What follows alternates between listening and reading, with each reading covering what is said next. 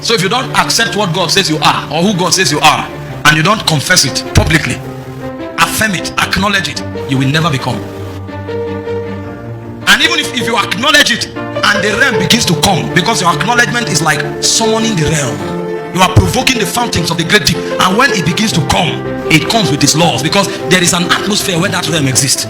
So that atmosphere will be superimposed on your heart. If you don't align with the government of that atmosphere, the realm will withdraw.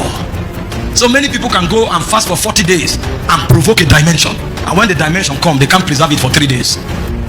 So 40 days spiritual enterprise wasted in 3 days, and after a long time their life is in cycles. So they attain the title of prayer warriors,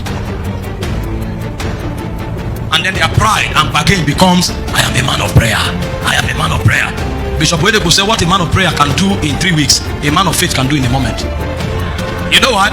The man of prayer only prays, but the man of faith knows the laws that brings to pass, so he commits himself to it. Is there anything wrong with praying? No, that's what summons the realm. But when the realm comes, what do you do with it? It diffuses in a second.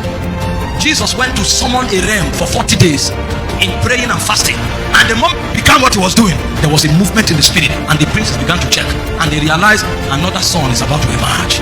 We saw when Abraham rose, we saw when Samson rose.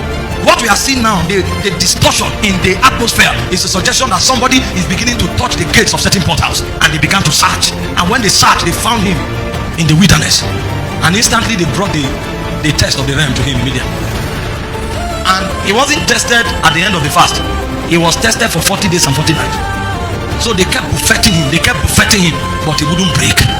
And when he came back, the Bible said he returned in the power of the spirit. He kept it.